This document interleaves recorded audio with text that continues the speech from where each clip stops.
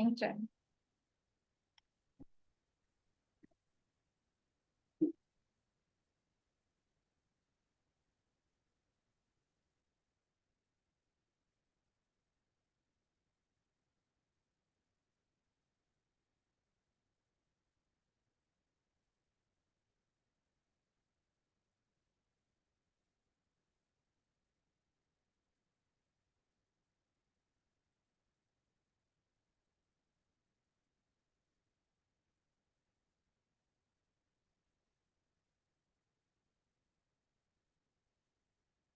Hello, everyone. So good to see everyone. I know I haven't seen you all in a while, so I'm really happy to see some familiar faces. Hey, James. Yes, it's been a while.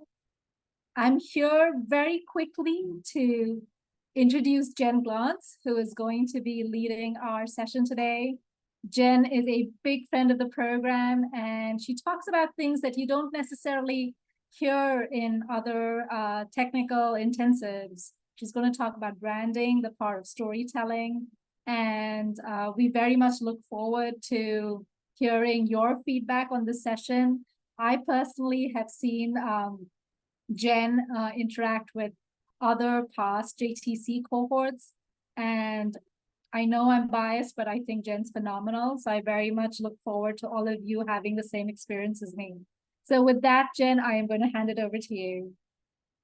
Thank you so much. And hello, everyone. I hope everyone is having a pretty good evening tonight. My name is Jen Glantz. I am here in Brooklyn, New York.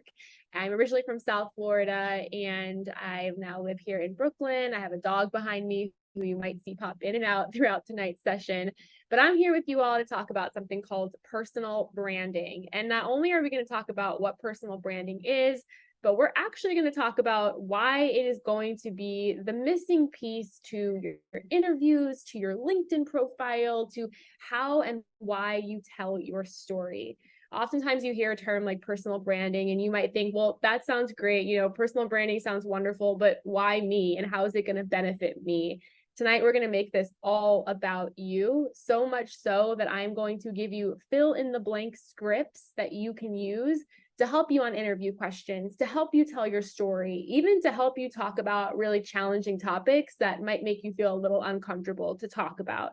So we're going to dive into all of that and more. Just so you know, we're going to be covering quite a bit tonight. Definitely take notes, but we are recording this session and you're going to get the PowerPoint presentation slides afterward as well. I'm also going to give you my email address. So if you have any questions, you want to share with me any of the work that you're doing with your personal brand, you could always reach me if you need me and if you have any questions. But during the session, I like to make them super interactive. I'll be asking you questions. I love when you ask me questions. So keep the chat box open, unmute yourself, jump right in if you have any questions for me throughout today's session. So I'm going to share my screen with you all and we will get started.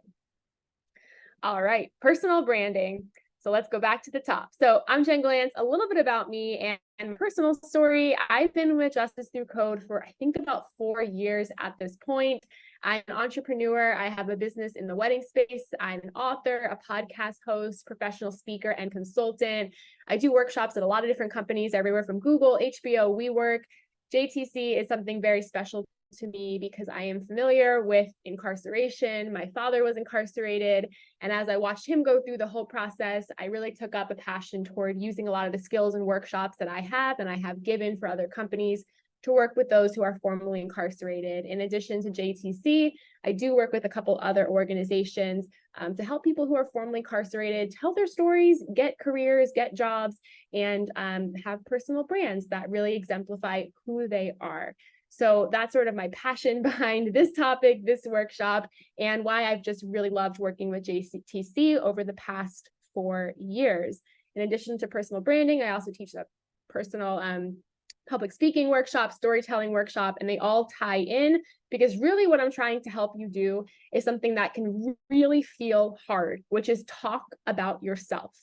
And why that feels hard is because, yeah, there might be stories out there about you. You might have a resume, you might have a cover letter, you might have all of those things. But rule number one, step number one that I want to tell you first is that you own your story. You own your story. But to own your story, you have to understand your story. And after you understand your story, you have to be able to tell your story, because if you don't tell your story, nobody's going to tell it properly for you. And that is a lot about what we're going to talk about tonight. I want to start off by giving you a little bit of an agenda. It's going to be a 4-part session. We'll start off by talking about the benefits of a personal brand, what it is, why it matters, what goes into personal branding. Part 2 is going to be all about you. We're going to talk and take inventory about who you are. I might ask you some questions that maybe you've been asked in the past, or maybe you have never thought of before. But these questions are going to help you understand yourself, and more than that, help you learn how to communicate yourself to other people. Like I mentioned before, we have resumes, we have cover letters, we have LinkedIn profiles, and I love those things. But you are so much more than those things. And your personal brand is that added part that ties everything together. A big part of what we're going to do is learn how to communicate value. The thing about going on an interview is it's you and a lot of other people interviewing for the same job. And you might have the same skill sets, right? But what sets you apart is that extra value that you bring that maybe doesn't show up on your resume, that comes through in your story and how you answer questions. And finally, tonight, we'll sum it all up by talking about your elevator pitch. The number one most popular question you will be asked on an interview or a networking session or really anywhere is, tell me about yourself. And that is one of the hardest questions to answer, because you might think, where do I start? What do I say first? How do I answer that question? Do I lay everything out there? How much information do I give? We'll talk about that as well. So I want to turn it all to you, and I want to ask you a question. And I want to hear from some of you who want to answer this question on the spot. And just so you know, there is absolutely no wrong answer to this question, but I'm curious to hear how you will answer it. So my question for you, whoever wants to answer it, is, who are you? And you can go off mute and just jump right in to answer the question, or you can type it in the chat if you're more comfortable with that as well.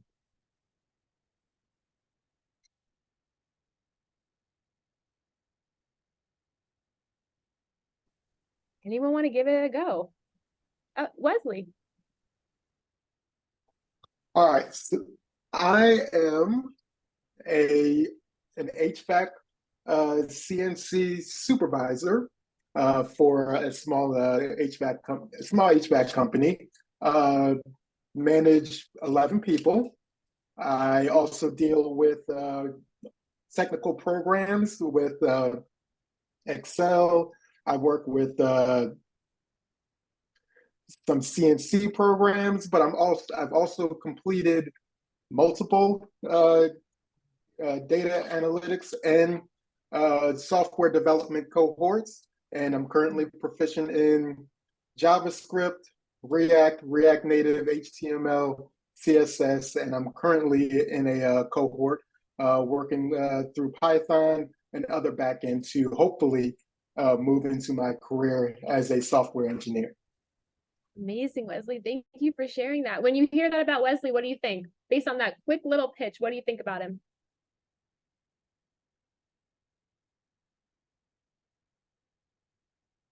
He sounds confident and capable, and like he has some varied skills, not just with tech, but with people as well. Yeah. And you hear that through some of the really specific words he said. I manage 11 people. So words like that, specific details that he included there. I'm learning right now, I'm in a cohort for Python, specific details. You could have said, yeah, I am an HVAC supervisor, and right now I'm learning different coding, and I want to be a software developer. I wouldn't know as much about you because you would have left out those key details. Details are what make your story stick in a person's head, and they also make it super specific. In the chat, we heard things like, you sound dedicated, skillful.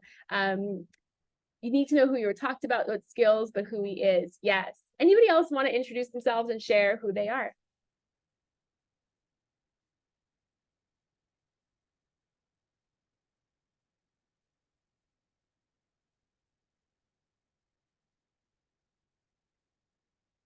see somebody in the chat, so I'll read that one. This is from Donald. I'm a reformed ex-convict and a resilient recovering drug addict who is steadfastly transforming my life by actively contributing to the community.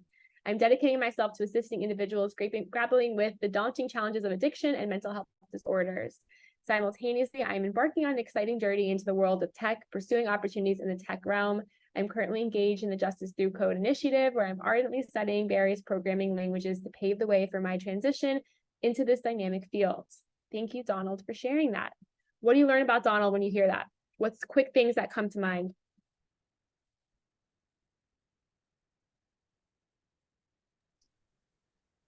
He's resilient. He's very resilient, and he's, you know, he has a vision for himself that, you know, maybe, you know, you would think, oh, his background, like I said, that's not the vision, but he's, you know, but he has a vision, he has a path forward, and he's dedicated to that. So definitely resilient. Yeah, resilient. I see in the chat, progress, takes on challenges, focused. Yeah. And a lot of why we hear these things in the story is because he really does tell a story of who he was, who he is, and who he's going to be. So sometimes when we get asked the question, who are you? You don't know where to start. Do you go backward? And do you just stay backward and say, here's who I used to be? And a lot of people do that. They go, here's who I used to be, and they end the story there. Sometimes people answer the question by talking about who they are right now, and they end the story there. And we all know people who like to just talk about who they're going to be. And they just talk about, oh, I'm going to be this, I'm going to do that, I'm going to make $1 million, I'm going to be a CEO, I'm going to start a this. And they just talk about who they're going to be. And look, there is no right or wrong answer here. But some of the best answers to the question of who are you include all three: who you were, who you are now, and who you're going to be. Now, look, there's a lot of different ways and a lot of different details that you can give to answer these questions. And likely, based on the setting, based on who you're with, how you answer this question might change. And also the length as to which you answer this question might change. But in general, you might want to tell your life story when someone asks, who are you? But it's not the right time to tell your life story. It's the right time to maybe tell me a 15 to 25 second clip of your story. You want to know something interesting? When people ask us the question, who are you? They're not really asking the question to hear what we say. They're asking the question to figure out what to ask you next, where to go next with the conversation, maybe even how to categorize you in their head. So how we answer the question of who we are, not only is a chance for us to tell our story, but it's also a chance for us to share with that person details about ourselves so that they can figure out what to do next, what questions to ask next. Yeah, that first impression. And yeah, I see some chat about the term drug addict, using different terms like with that. Yeah, substance dependent. And again, you know, a lot of what we're doing, especially tonight in this class, and especially the worksheets and homework assignments that I might give you, brainstorm. They don't have to be right. You don't have to use the right words, but get it out there, and you could always refine it. And it's so great to have feedback from people here. And also you're welcome to email me as well to help you with wording and things like that. So we talked a little bit about this, but I want to ask you this question. What do you think a personal brand is? You hear that phrase, what do you think it is? What do you think it means?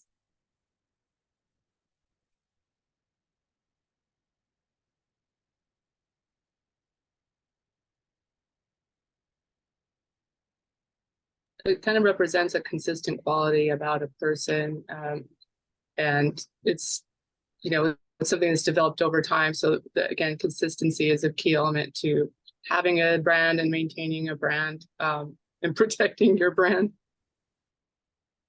Yeah, why does consistency matter?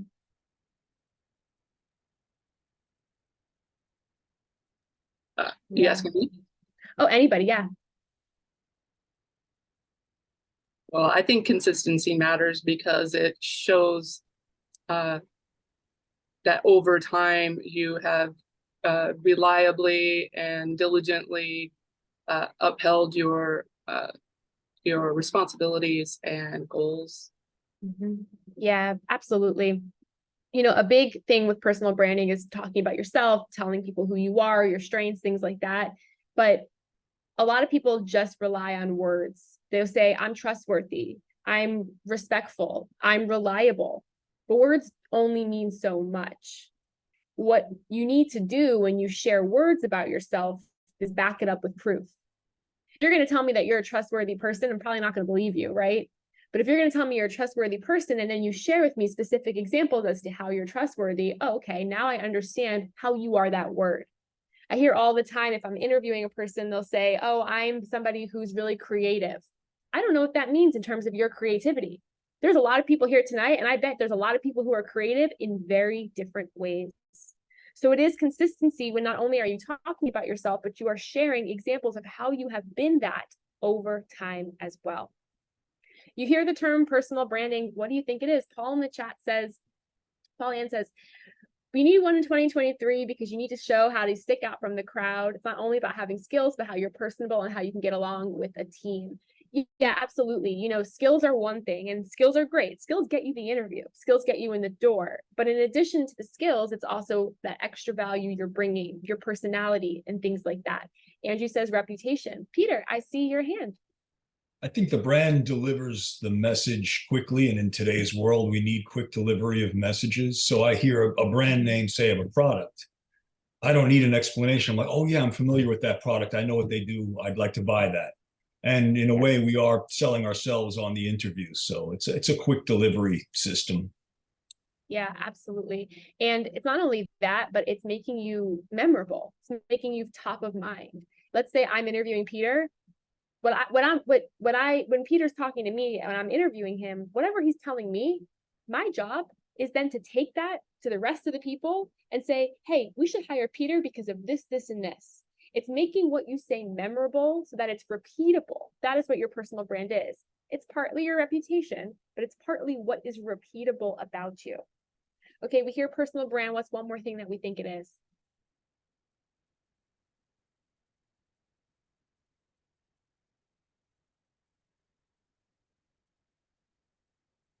Or why do you need one? Why do you think you need one? How does it benefit you?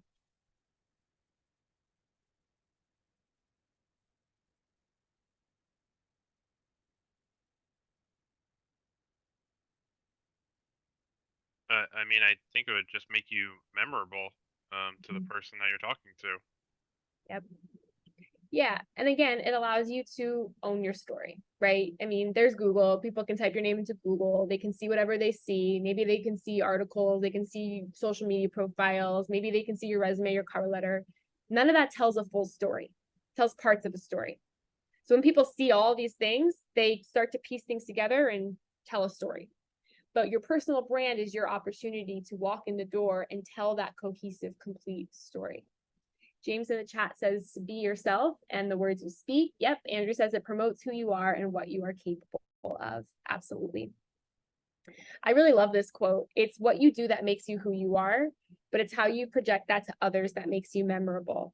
And we've really talked about that a lot today. You know, your personal brand being who you were, who you are, who you're going to be, and how you communicate that. And who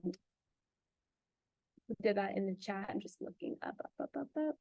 Donald did a great job of that in the chat, sharing who he was, who he's now, and who he's going to be. That was a great way of making a three-part story to his personal brand. James says everyone will perceive you differently. Absolutely. And we cannot always control how people perceive us. And your personal brand is not so that everyone sees you the same, but your personal brand is how you show up, how you tell your story in a way that you're proud of, that represents who you are, that you're confident in. That's the most important part about your personal brand. So yeah, your personal brand is your ongoing reputation. Reputation is an interesting word. So is first impression. I mean, we hear those words and we think they're so permanent. You hear the word reputation and you think, well, my reputation is who I was, who I am now, all these things, but your reputation often changes as you do as well. And it's the same thing with your personal brand. Your personal brand is not and should not be permanent. It should always be changing. What is consistent are parts of your personal brand. Maybe it's your skills, maybe it's your strengths, maybe it's your values, but your personal brand and your reputation should always be evolving. And that's very important to know and remember as well. The other part of your personal brand is, I'm going to go back, sorry about that. Your personal brand is how you are understood by other people. So it's not only how you tell your story, but it's how you tell your story and then how someone repeats it back to you. Sort of like what we did today when a couple people answered the question of who are you? And I asked, what were those takeaways that you had from those stories? It's those memorable details. Let me ask you all a question. How long do you think humans' attention span is? Drop it in the chat. How long do you think the average human attention span is?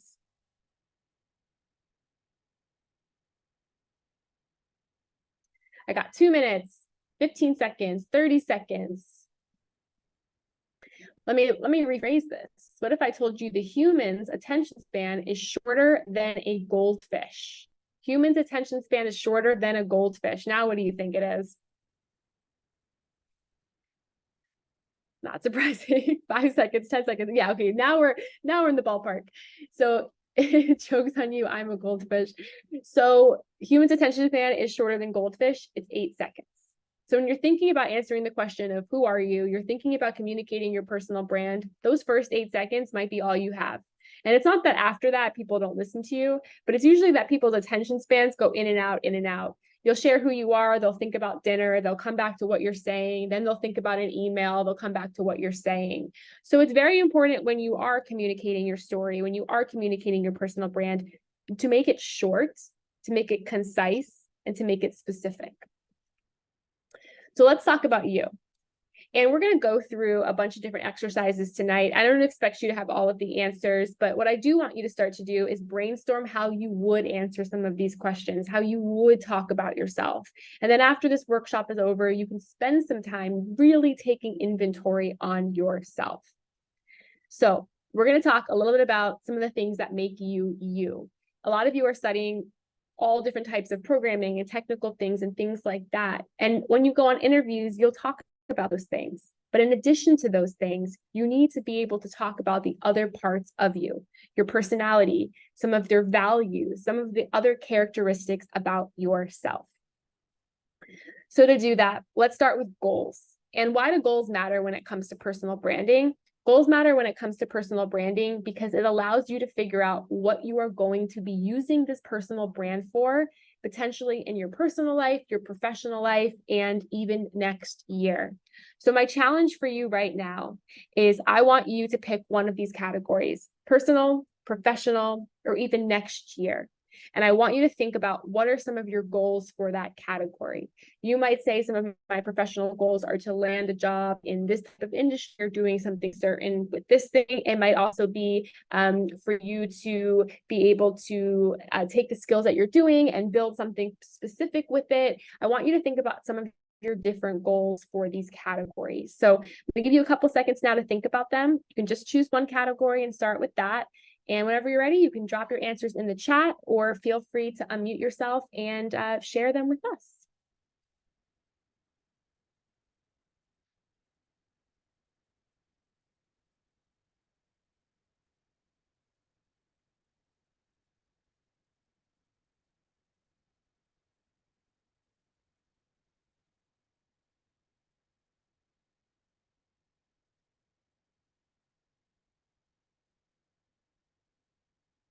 Did anybody answer the question of their personal goals? Anyone have personal goals that they'd like to share?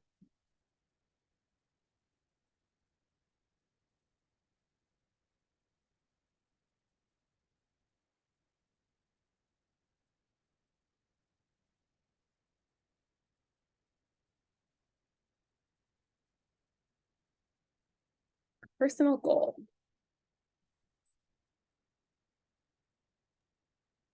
Wesley, renovate my home. Awesome. Paul says, read more, be more empathetic. I see some hands. So let's start with Catherine. I see your hand. Personal goals that I have are to eat healthier, to pay more attention to my mental health, and to be more consistent with the people I care about. Let me ask you this, and thank you for sharing those. Why do you think your personal goals matter to your personal brand?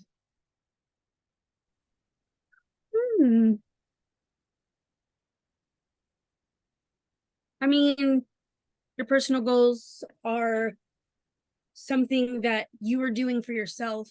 So, I mean, that would show in your personal brand, right? Yeah, absolutely. You know, you go on an interview, you're not feeling good about yourself. You're not feeling good about where you are in life. How do you hide that? And how do you hide that in a way that makes, you know, it's impossible. It shows through how you speak about yourself, the confidence that you have, all of that. So I ask you personal goals, and thank you for sharing those very personal goals with us, because those things really do matter because it comes through. Also, depending on what your personal goals are and the setting that you're in, the audience that you're speaking in, you can often bring those up as well on an interview. You know, there's nothing wrong in saying, you know, one of the things I am working on, maybe there's a question that you're asked that's along the lines of, what are some of your weaknesses, or what are the things that you're looking to improve, right? You can talk about technical skills that you're working to improve, but there's absolutely nothing wrong with saying, you know, in addition to working on learning different technical skills, I'm also really working hard on myself. I'm investing in my mental health. I'm investing in all these other things as well, because that makes you feel more human on these interviews as well. And that's very important. I see a lot of things in the chat, and thank you for sharing these. I see personal goals to exercise 3 days a week, work toward and apply for early termination of probation. Awesome. Spend more time with my children, be more open when social with people. Paul says, yeah, personal goals can help you speak about your personal brand and how they're correlated. Yep. Donald says, create unique, high quality supplements to stand out, build trust with transparency, quality and strong online presence, stay up to date with regulations. Awesome. And Sandra says, personal goal finding, an internship and mentor. Awesome. I see writing a book, building a network. These are amazing, amazing personal goals. And again, based on the audience and the setting, if you're comfortable sharing these personal goals on an interview or on a LinkedIn profile, that's amazing. I have on my LinkedIn profile always something that I am currently working on. And I always ask people, if you have any feedback or want to help or anything, please reach out to me, because you never know who sees that and might be able to help you with some of these personal goals as well. Let's talk professional. What are some of your professional goals? And again, this might be asked of you on an interview. They might say, professionally, what are some of the things that you strive to do in the next couple of years? How would you answer that? Peter. I would like to really, really learn Python. Like, I'm learning it now, but I mean, I want to really know it. I want to internalize it where it's second nature. And I'm not there yet, but it's a goal. Why is it a goal? It'll help me a lot professionally, and I'm also very interested in it. I think it's just very much the structure of it, building something, knowing how it works. It fascinates me. I'm fascinated by it. I love it. Something I want you all to think about when you're answering questions. Tell us something and then add in this word. This is a powerful word, because. So if someone asks you, what are you working on? Or what are some of your goals? Or what do you, how do you use, you know, Python? Or why do you enjoy learning Python, right? You tell me, and then you say, because. Give me the why. And anything you say after the because is always going to be way more memorable than what you said before, because your why is what drives you. Your why is what makes you stand out. And your why is what sets you apart from all the other people who might say the exact same thing as you. I saw someone, Miles said, start my own business. I would say, why? So Miles, a great way of answering that question would be, I want to start my own business because. Tell me why. Paul, I want to be more proficient with Python, to the context of data and analysis. Yes, amazing. Andrew, build knowledge of multiple computer languages. Why? Wesley, create and deploy an app on the App Store. Why? Why? So add in the because.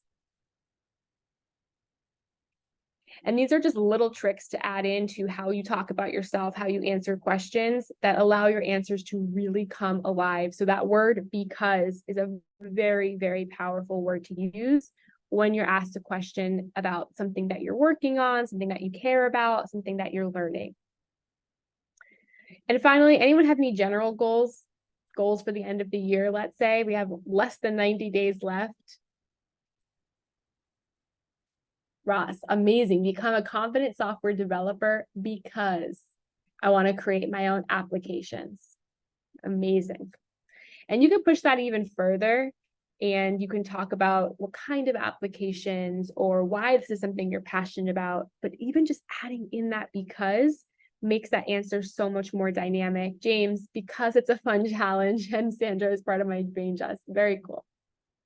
Awesome. Okay, so we're going to take some inventory. And again, I'm going to go through these questions pretty quickly, but what we're doing right now, what we're about to do is build you a script so that when you're faced with different questions that might come up on an interview, these scripts are really great ways of helping you figure out how to talk about yourself, how to fill in the blank to answer these questions. You can screenshot these scripts that are coming up. I'm also going to email you these slides as well. But again, this will really, really help you be able to talk about yourself in a very concise and organized way. Just by a show of hands, how many of you like talking about yourself? I see a couple hands. Awesome. Awesome. Very cool. I see some maybes. Let me ask you another question. Do any of you have friends that like to talk about themselves a lot? Now the heads are going.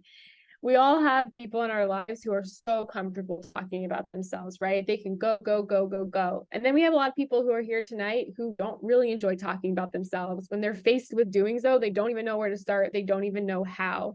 A lot of the scripts I'm giving you tonight can help you get through that. It can help you organize your thoughts.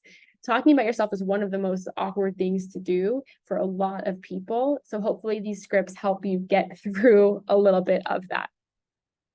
So the first thing we're going to do is talk about words that describe who you are.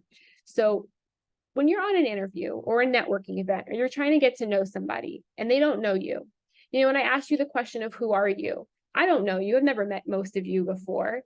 When I asked you the question of who are you, a lot of you jumped right into your professional, your technical backgrounds, all of these things, which is great, but I still don't really know who you are. So one of the first questions I want you to think about are, what are the words that you would use to describe who you are? So this fill in the blank right here, the first couple blanks are those words.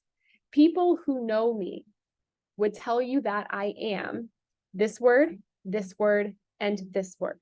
So pick 3 words that would describe who you are. So I'll give you an example. I might say, people who know me would tell you that I'm creative, I'm determined, and I'm entrepreneurial. So those are the 3 words that I would pick. So I want you to think, and you don't have to be so certain about what the words are tonight, but just I want you to start to brainstorm, okay, what are the 3 words that would describe who I am? James says, people who know me would describe me as reliable, funny, a dear. Andrew says confident, determined, and loyal. Great. Whatever your 3 words are, amazing. But remember I told you earlier, words don't just describe you until you tell me how. Donald says innovative, ambitious, detail-oriented. Amazing. But now we have to drive these words home because, using the word because. A lot of you might be loyal. A lot of you might be confident. Tell me how. So I want you to then take each of these words and tell me how you are that word. I'm confident because I blank. I'm determined because I blank. And I'm loyal because I'm blank. So you might say, people who know me would tell you that I'm confident, determined, and loyal. Confident because I know who I am and I know the value that I have, and I bring that to every situation that I show up in. Determined because when a challenge comes my way, I make sure I solve it no matter what. And loyal because when I'm involved in a project or working with a business, I make sure to give it my all. So you see what I did there? I didn't just give you 3 words and say, this is who I am. I put those words into motion and showed you how I am those words. How do you feel about this? Do we like this? Do we not like this? Now look, oh, I see a hand raised. I get so excited when I see someone raise their hand. I think I lost. Oh, I didn't who mean raised to do their? that. Okay. I'm Oh, sorry about that. you just made me so happy, and then you took that happiness away. Some of you might be sitting here thinking, Jen, this sounds amazing, but I don't know what my 3 words are. That is okay. A lot of the questions I'm asking you tonight might be really, really hard to answer right now. Don't feel like you have to answer them. I'm going to give you some suggestions of how you can help figure out these words later on. Donald, I see your hand. Oh, I think you're on mute.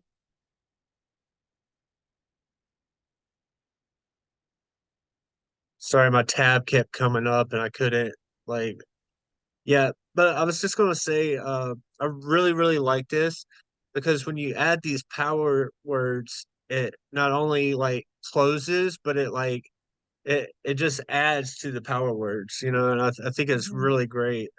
I really like how Yeah. when you add this because and because it really adds substance to it and finishes off the statement. Yeah, and this is a great, you could use this as a, hey, Jen, tell me about yourself. So rather than me telling you all of my professional accomplishments, I might start off by answering this question. And this, again, is dependent on the situation and who I'm talking to. I might start off by saying, I'm Jen Glantz. To be honest with you, people who know me would tell you that I'm this, this, and this. Or people might say on a job interview, what would past employees or bosses say about you? And this is a great format to answer that question as well. Was there another hand, or did I make that up? Okay. Oh, I see a hand. Hi, James. So it kind of reminds me of 7 Habits of Highly Effective People. Like I just certainly talks about, imagine you're at your funeral. What would people say about you? Now, what would you like them to say about you, and how can you change their perspective by doing so? So powerful, right? And sometimes we don't even know what people would say about us. So there might be an activity coming up soon that touches on that. But thank you for sharing that, because yeah, it's so powerful. And these words say a lot about you. I know that we could type it all in the chat, and that's great. But does anybody want to give this a shot by speaking this out with us? Because it is really hard to even say the words that we want to say about ourselves sometimes out loud. So one volunteer who wants to unmute themselves and fill in the blanks of the script right here tonight, live on this workshop. Any volunteers? Donald. Okay, I'm gonna give this a shot. People who know me would tell you that I am innovative because I seek unique solutions, and I'm detail oriented because I meticulously ensure quality and compliance. And I set high goals because I like to better myself. Donald, awesome job. Great job. Nice job, Donald. All right, Wesley, I see your hand. Okay. People who know me would tell me I'm dedicated, professional, and ambitious. Because I regularly show up for any task, that is important for not only myself and the company.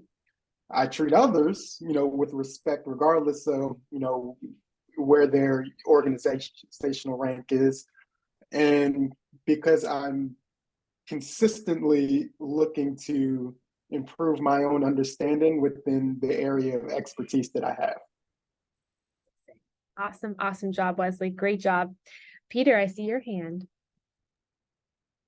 People who know me would tell you that I'm determined, helpful, and efficient. I'm determined because it's the best way for me to be alive, live my life both professionally and personally, and it gives me substance. I'm helpful because I will help in any productive way possible. And help, it might even mean staying out of the way sometimes, and I can do that. And I'm efficient in my personal and professional life because I actually enjoy efficiency, saving time, figuring out the best way to do things. I enjoy it. Peter, awesome, awesome job. Thank you for talking that one out with us.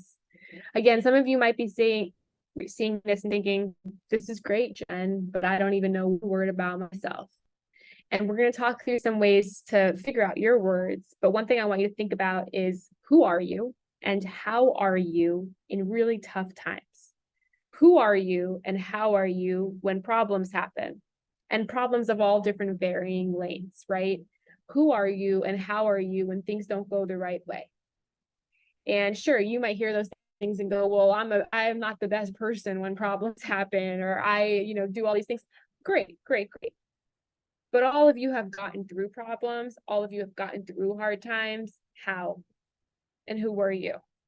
So to help you pull out these words, think about that. And these could be even just like hard times you've had so far in the cohort, figuring out different things, using your skill sets. Like, how have you gotten through some tough moments there? Sandra says, others describe me as intelligent, philosophical, and fun. We enjoy those deep conversations. I can lighten the mood. They also say I'm courageous, determined, resilient, because they've seen me overcome hardships and persevere with overwhelmingly circumstances. Thank you for sharing that. All right, we're going to move on to the next part of the script, which is talking about your strengths. So strengths matter because in addition to your resume and your cover letter, which we'll talk about your technical strengths about who we are as people, what makes us strong, what we're really good at, can come across really well with your personal brand. So in addition to the 3 words that describe your character, your personality, I want you to think of a top strength of yours. If I was to hire you for a company and put you in the middle of a challenging situation, what would be a strength of yours in that challenging situation? So I'll give you an example. I might say, a top strength of mine is that I think outside of the box, which means when problems happen, I don't look for easy solutions. I look for unique ones that will properly solve the problem. A time I showed this strength is one time I was managing a team of people, and we realized that based on the analytics, we were losing $1,000 a day in profit, and it was hard to figure out a solution. So what I did was this, and this, and I'm going to talk through that example.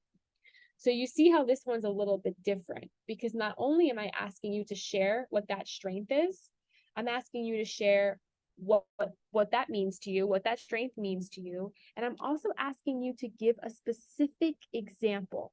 And this one is super powerful because on an interview, you might get asked a question of, hey, what are you good at? What are your strengths? And rather than just listing off your strengths, prove to me that that's your strength. My biggest pet peeve, and we all have friends like this, and I asked you this question before, are people who just tell me who they are. They don't back it up with anything. They tell me that they're the greatest person on the earth, they're this, they're that, but they don't back it up with anything. Back up your personal story with facts, with credibility, with specific examples. Who is the brave person that wants to unmute themselves and try this out in real time on Wednesday at night live? I wish I had prizes. I wish I had like something I could like toss you, like candy or something. Who wants to try this out? I'll work through it with you. It'll be fun.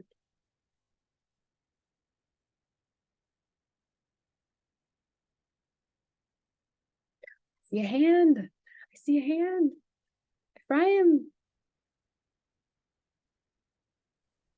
Okay. Hey, how you doing? I'll be the sacrificial lamb. Thank you. Wednesday Night Live. Let's party. All right. So,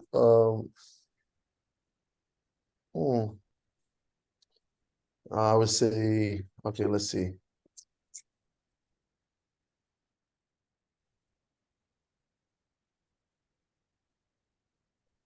I would say a top strength of mine is that I'm really good at building rapport, which means when I encounter different people, I'll make them feel comfortable, I'll make them feel at ease, and I make it feel as if they know me for a very long time. A time I showed the strength when I was working at the Financial Times, in which I was responsible for bringing in new clients, speaking to C-level executives to get them to purchase subscriptions to the Financial Times. And I raised a quarterly revenue of $40,000 per quarter over budget. So yeah, that's it. Wow. Amazing. I am clapping for you because here's what happened. You added on even more to this fill in the blank, which is awesome. Not only did you show me a time that you did that strength, but how you really, really did this well is you gave me the outcome.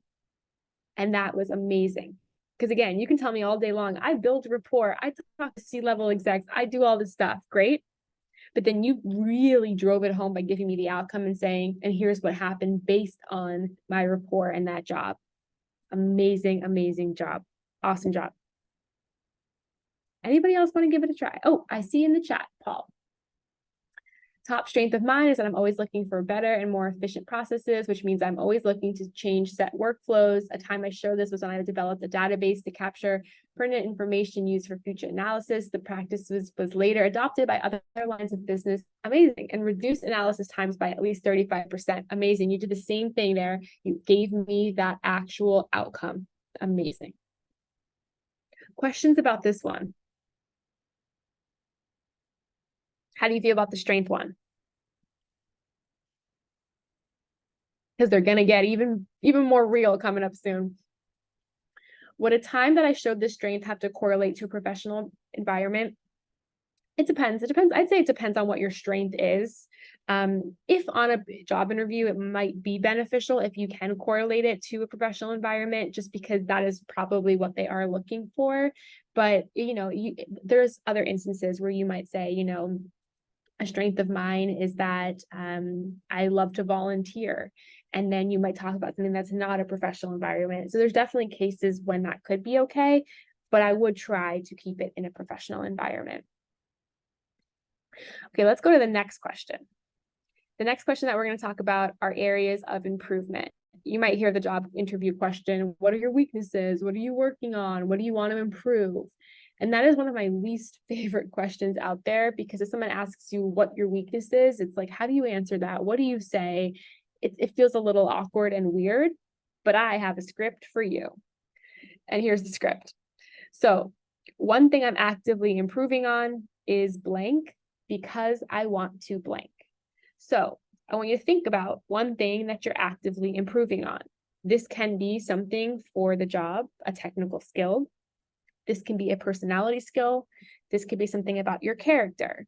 Now, a big problem with this question is that people just lie. They'll say, I'm working on improving, and they'll throw something that's like almost like a softball just to sort of answer the question. And yeah, that might get you through the interview, sure, but I don't think it makes you memorable. Now, I also don't think you need to be super, super honest and say, my biggest weakness, and then share like this overwhelming thing that you're working on, right? That might be professional, but I think there's a good balance here. So I was working with someone the other day, and one of the things that they're trying to work on is their time management skills. And before we were talking, they were saying, my biggest weakness is I'm always late. I never show up on time for meetings, for work, anything. I'm always late. Now, if I was on a job interview and someone said, what's your biggest weakness? And I said, I'm always late, they probably might not get the job, right? But if they said, one thing I'm actively trying to work on is how I manage my time, and they said it like that, well, that is a way of sharing with the person that they're trying to figure out how to use their time in a more efficient way. And by using the because part, you're able to build on that. So one thing I'm actively working on is how I manage my time, because I want to make sure that I can balance all of the things I'm responsible for in a day, making sure each of them gets their right amount of time or the right balance. So this one is a tricky one, but I like to make this one a little bit more human and give it a little bit more of a heartbeat. So you know what I'm about to ask you. Who is the brave soul who wants to answer this question? on Wednesday Night Live? And this is a question that you likely will get asked. Sandra, hello. Hello. One thing I'm actively improving on is my time management as well. Because I want to take advantage of the hours when my natural energy and focus is the highest. And I did this by logging everything I do during a day for 10 days, paying attention to when I was able to get the most done and when I felt like I needed a break so that I can restructure my schedule and become more efficient. Amazing. And great example of showing how you time logged, because what's also interesting about this question is, yeah, it's asking about something you want to improve on, but it's showing your problem solving skills. So what I heard from you is, yeah, you want to improve your time management, but what I really heard from you is that when you go to improve your time management or solve any problem, you do it in a very organized, analytical kind of way. So it teaches me a lot about you also and how you answer this. Wesley, I see your hand. One thing I'm actively improving on is my use of, LinkedIn. Because I want to grow my brand, I want to grow, my footprint and my networking beyond just, meeting someone at work or maybe looking for, maybe that chance meeting, whether I'm in a coffee shop or whatever, but instead, hey, instead of like waiting on chance, like, the chance is there in LinkedIn, so why not use those resources and better promote myself. And how are you doing this?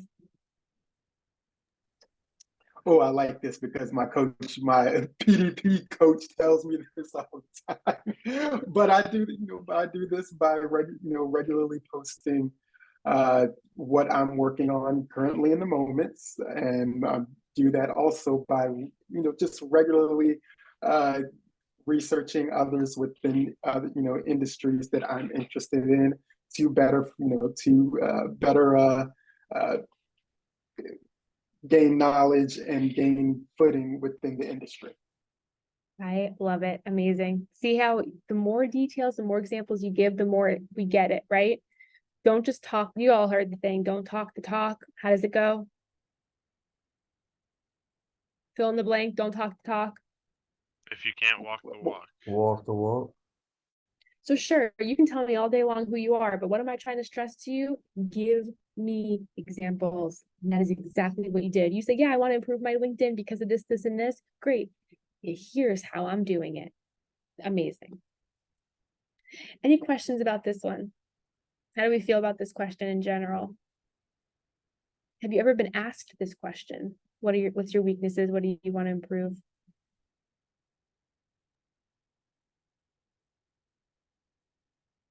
Don't dream it, be it. I love it. All right, the next thing. You see, we're just building on this script. Our accomplishments. It's interesting. I feel like resumes, cover letters, you maybe talk about some professional accomplishments, but they're not really highlighted very much. A lot of times we don't really even, and some of us are so humble, we don't even really talk about the things that we've accomplished or we've overcome. But why they are so important to have a couple ready to go to talk about is through your accomplishments, people are able to see how you worked really hard on something, how you didn't give up on something, and how you went from point A all the way to the finish line on something. So I want you to start to think about some of your accomplishments. Again, these can be personal accomplishments, these can be professional accomplishments, these can be a combination, but you might get asked a question about what are your accomplishments, or that might be something that you want to include on your LinkedIn or in your cover letter. And I have a script for that too. So in my life so far, I'm the most proud of blank. What is an accomplishment that you are the most proud of? Tell me why you are proud of that and what that accomplishment has taught you. So think about it. What is an accomplishment in your life that you are the most proud of? Why are you proud of it? And more than anything, what did it teach you? Now, when I ask people to do some of the work before the session begins, I might ask you to brainstorm 5 or 10 life accomplishments, and you have had way more than that. But having 5 to choose from can allow you to pull one that might be appropriate for the situation. So, you know what I'm going to ask you, right? Who wants to volunteer? Okay, James, you beat me to it. I like this. Let me go back to the script for you. I almost made you do it without the script. All right. So, okay. In my life so far, I'm most proud of dog training certificates that I had. And it's because it taught me patience, taking care of something other than myself, putting something before myself. But at the same time, it is also a weakness of mine because I've adapted the idea of putting other value. Like I said, the one thing that I'm improving on is working on my own self values over whether it's a company's values. Because where I work right now, I'm only using it because I'm in school. Which is I don't like working at companies that harder work is rewarded with more harder work. And I turned into the go-to guy. So why train a new person to do this when we can just have James do this and this and this and this? So that's why I'm working on this, because it won't be that I've learned in the tech industry, it's mainly a team effort, not just one person cover all these problems, and we don't have to train anybody else. So do you feel like it's all about boundaries? Yeah.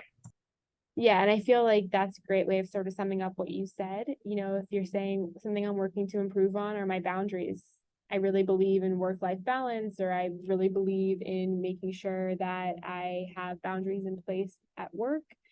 I think that's a great way of summing up exactly what you said as well. But the dog training certificate, that is really, really cool. And thank you for sharing also what it taught you and why it's important to you. And look, that might not be an accomplishment that has anything to do with the next job that you're going after, but that doesn't matter, because in our accomplishments, again, we start to see a list of strengths, and we also get to know a human. I might hear a lot of things from James tonight, but I might never forget about the dog training certificate, right? That's a very memorable detail. So it sets you apart. Anybody else want to share something that they're proud of? Donald. This pertains to my employment. I'm a peer support specialist, and we have a client. I won't disclose her name just for HIPAA, but we have a client that is severely mental ill, and she struggles with suicidal ideations. And one thing that I'm very proud of is that I only get to see this individual once a week, but just from the time that we have spent together, she has made drastic improvements. Just being able to have a lived experience, with mental health, and being able to share my experience with some similar situations that she is going through, and just being able to help her in her journey. I'm super proud of that. Wow, Donald, thank you so much for sharing that with us and for talking about that and giving us the why behind it as well. I see Ross. I think E-Frame was before me. Oh, I mean, I'll go Yeah. next with. I think his It's hand was cool. up first. It was. It don't matter. I put it great. down. You're on. You're back on. But thank you Raise for that putting me on hand. the spot, Ross.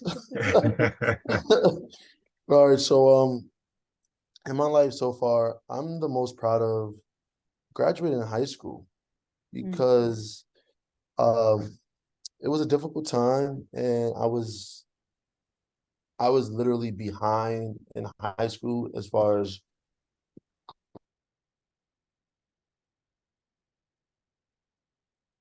where I made the certain social sacrifices. I was able to graduate high school on time and be able to go to college. Be able to go to college the following semester. So that's why I'm the most proud of. And it taught me that sacrificing for a larger purpose sometimes sacrificing for a larger purpose, um, sacrificing for a larger goal is self-fulfilling in itself. And I use that as like fuel when I'm faced with other obstacles and adversity. Amazing. And I thank you for sharing that, and thank you for bringing it home by saying what it taught you as well. I know someone asked in the chat, is this personal or professional life accomplishments? It's up to you. Honestly, I'd have one of both. I'd have one of both ready to go. I'd have a personal and I'd have a professional one as well. And I know some of you, again, you're not gonna, maybe you want to admit it to me, but you're sitting there thinking, I haven't accomplished anything. I have nothing to say. This doesn't apply to me. But the truth is, you've accomplished so many things. It's just very hard to look at yourself and pull that out. And I want you to know that an accomplishment can be something gigantic, but it can be something very, very small as well. And that can still be really powerful. I have some people who answer this question in a variety of ways. I had someone answer the question that in their life, they're the most proud of the fact that they finally were able to run a mile. And you might laugh at that and think that's an accomplishment, really, but it is powerful because within learning to run that mile, they taught themselves so many different things. And it meant so much to them in so many different ways. So I want you to know that your accomplishments could be literally anything. It's less about what the accomplishment is, and it's more about what it taught you. All right, Jen, Yeah. I'm sorry. Go ahead. Go ahead. Yeah, because I'm sorry to cut you off, but that's exactly what I wanted to ask as far as like, does the size of the accomplishment matters and the relevance of it. So yeah, that's why I was just curious about that. As far as like, you say, oh, you graduated high school and you graduated high school. Should it be more so like, oh, I graduated high school and this was my grade point average, or just the idea of like graduating high school as far as the struggle it was, even though like you continue on with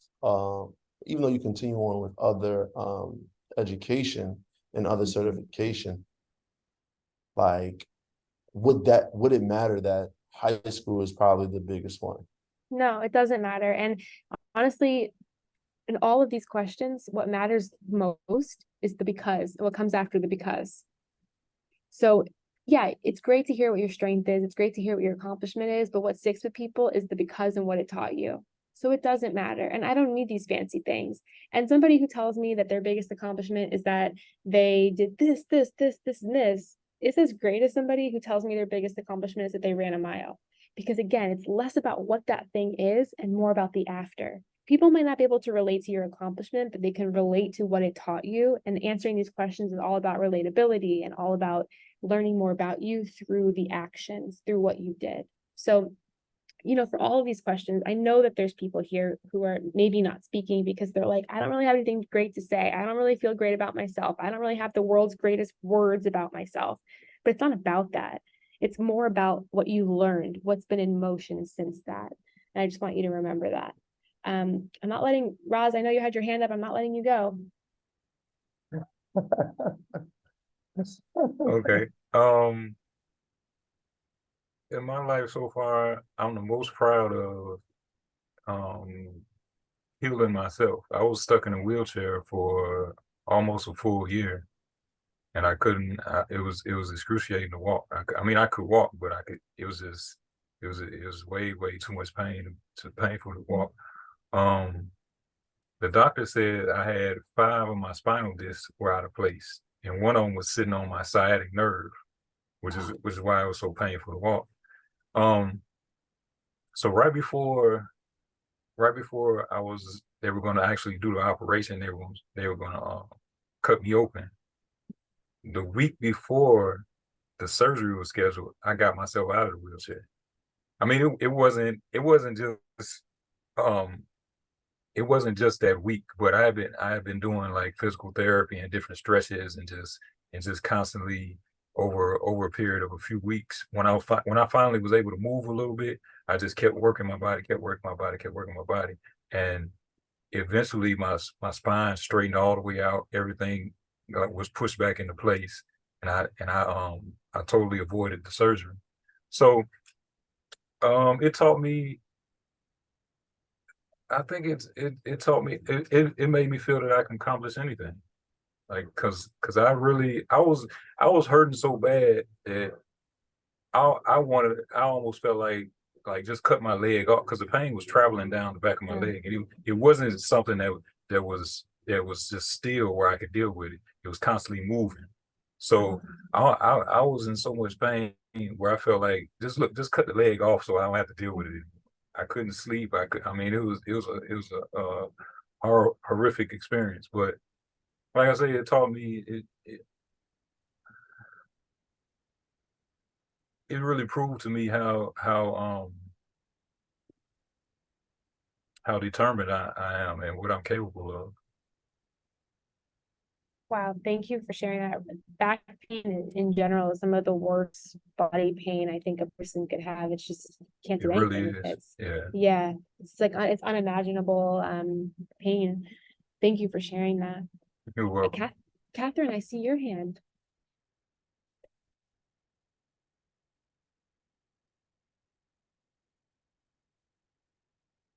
Oh, Catherine, I think you're on mute. I'm sorry about that. It's crazy. All right. So the thing that I'm most proud of for myself is I'm gonna have to say my recovery. I was to that point like I was either gonna kill myself on purpose or on accident. That was the only option, you know. I never thought I would get clean, ever. Never in a million years did I think that I would be clean. And to know that I did it shows me that no matter what, no matter how I'm feeling, no matter how low I get, I can always move back up, you know? It's that perseverance. Always, always, always persevere. And don't give up. Like, that's just, I was so close to giving up, and I'm so glad that I didn't. Catherine, thank you so much for sharing that and talking about that with us. I mean, I can't even imagine what you were going through, but it did probably teach you so much about perseverance, the journey, the middle part of a journey, getting closer to the finish line of that journey. So thank you for sharing that. Again, I know that there's some people who are not speaking up because they really don't know.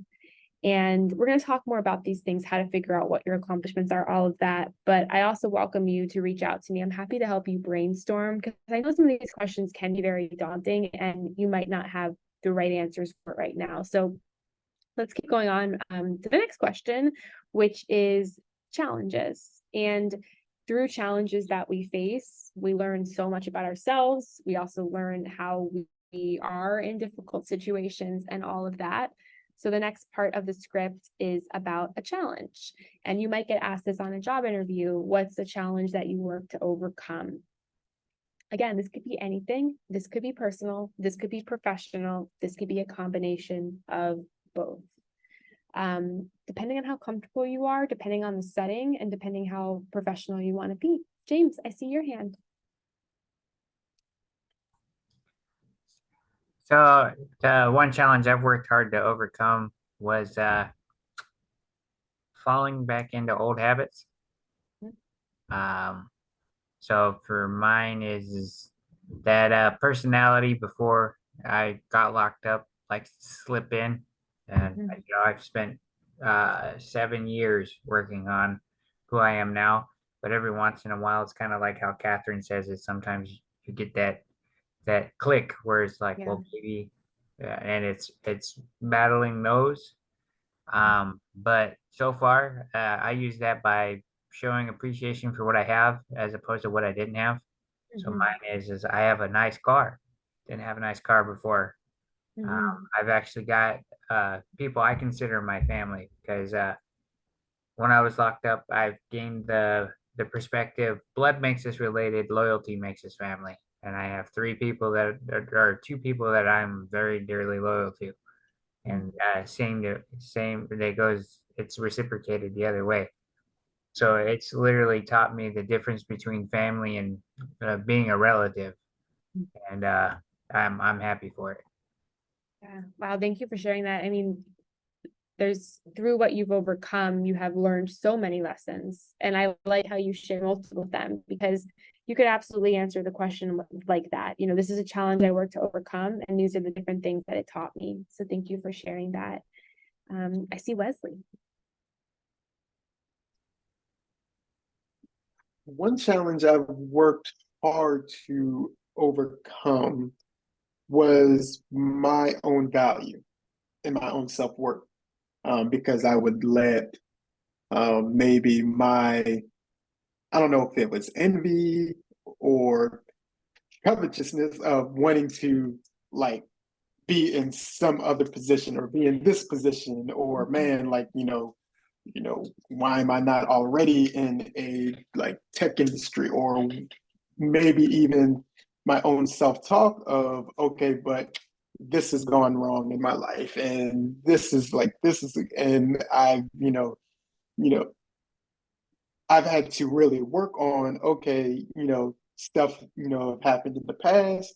Okay, that's in the past. That doesn't have, that's not my whole story. And, those stuff that I still want are still there. I just need to go and get it.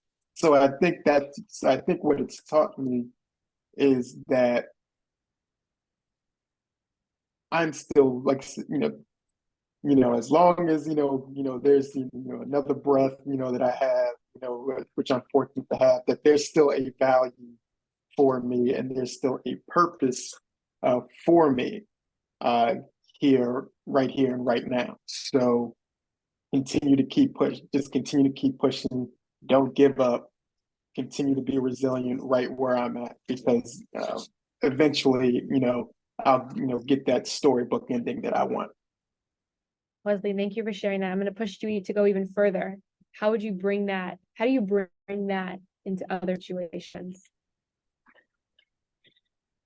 I think if I bring that in other situations, like even now, working into, software and working into software engineering, understanding that, hey, like I'm coming from a completely different background in HVAC, and where there's like some areas where they may correlate as far as, working, being computer literate.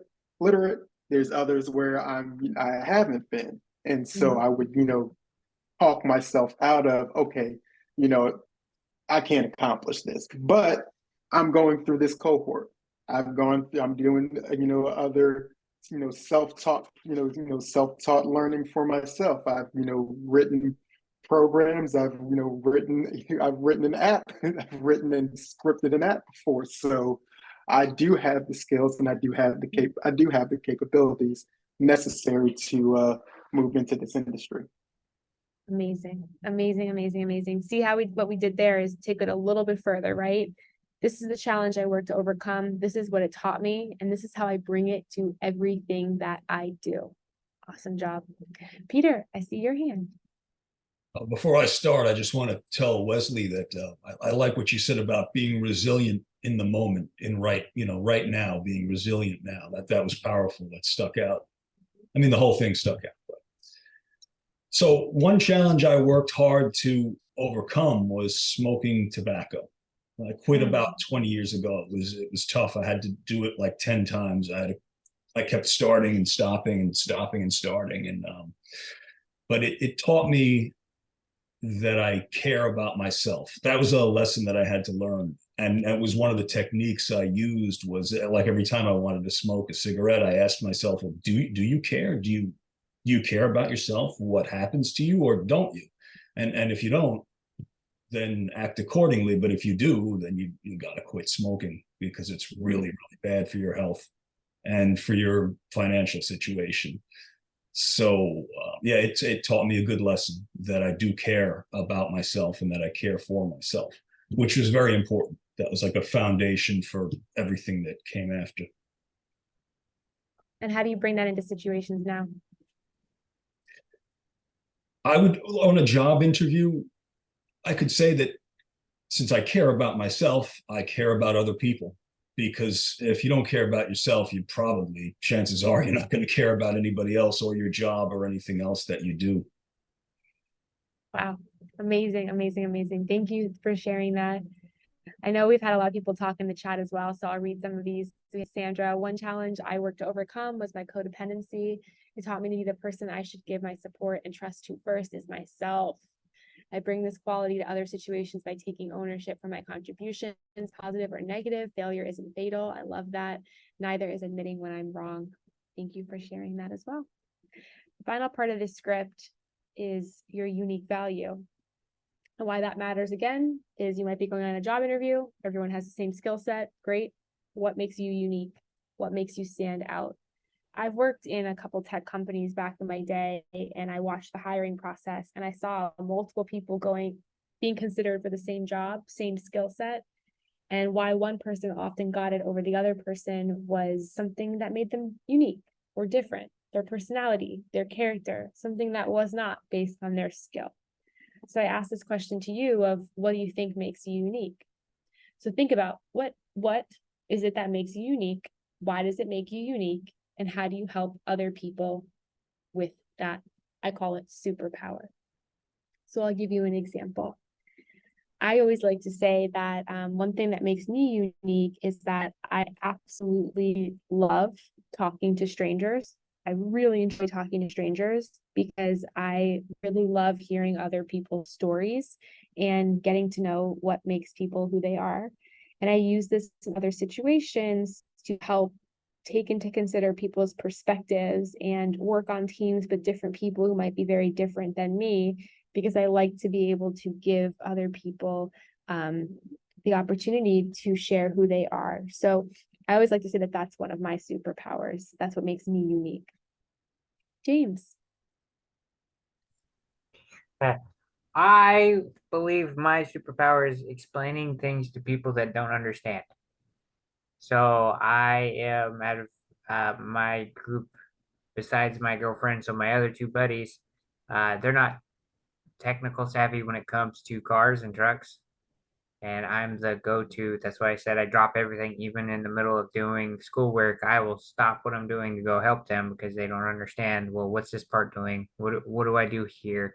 And one of them has actually gotten to the point where he can look it up on YouTube, because I've explained this to the other one. If I don't know something, I will do research. Yeah.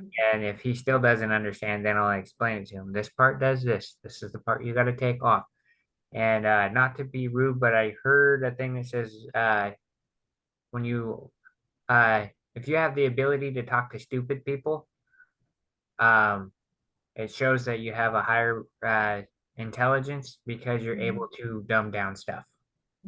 So it's I think that's my superpower, is being able to simplify stuff to the basic terms, so that way person that doesn't understand it, to like how I'm learning Python, I don't know it all the way, but I'm learning it. So for like Asha to teach us what she's doing, that's where my uniqueness comes from, is being able to, if I know it, then I can simplify it so you can understand. It's a very powerful superpower, because there's two types of people. There's people who know information but cannot explain it to other people, and they'll sometimes just do it. And there's people who know information and can teach it. So it seems like you're a good communicator. You're good at breaking down complex topics. That's a great superpower to have. Donald, I see your hand. I'm sitting here contemplating on how to word this, but one of my superpowers, some people may say that this is a flaw, but I'm a Libra and I'm really indecisive. But the reason why I'm indecisive is because I weigh all the pros and cons. I have a very deep thinking oriented mind where I think about every possible situation and scenario. So so a lot of people say that I'm indecisive, and sometimes I call myself indecisive, but it's because I like to weigh all the options. That's great. And I think that is a superpower, right? There's some people who rush to make decisions. There's some people who, just think they know what they want and go with that. But I think it does show a lot about you and how you think and how you are. Just like Wesley said, you're very analytical. And Catherine's like that as well. Wesley, I see your hand. My relatability is what makes, and it's weird to say that, but my relatability is what makes me unique, because I can I'm willing to be down, I'm willing to be down to earth. I'm willing to not think too highly of my situation or my life, and in the same way, not think that, things that have happened to me aren't, things that other people are going through. And I use this to help others in situations where, hey, they're coming into work, they're coming into a new career. I had a coworker recently spent 33 years in prison, came out, was just trying to, he had already started working for us, but also he was, just trying to, even use his phone, he was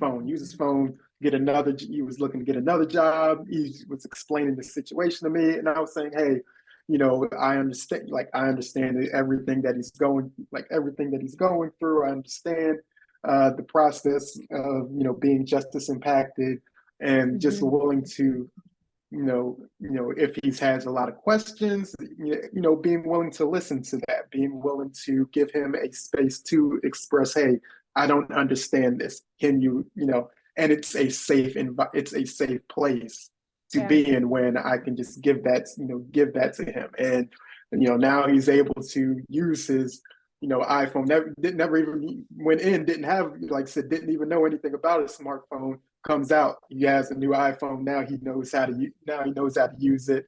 Now he knows how to, at least use, email, and being able to speak, digitally to others. So I think being able to relate to him really helped in that situation. Wow. Yeah. And I really think that's actually a unique one. I rarely hear the unique value of relatability, but I think it's a powerful one.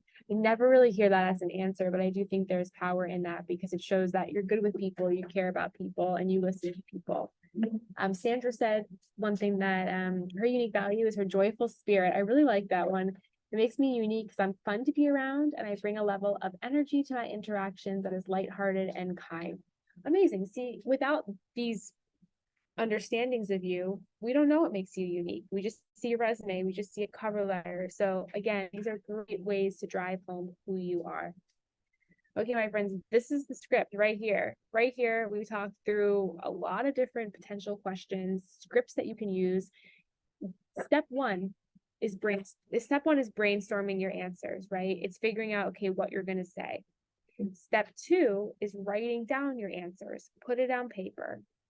But step three is speaking them out loud.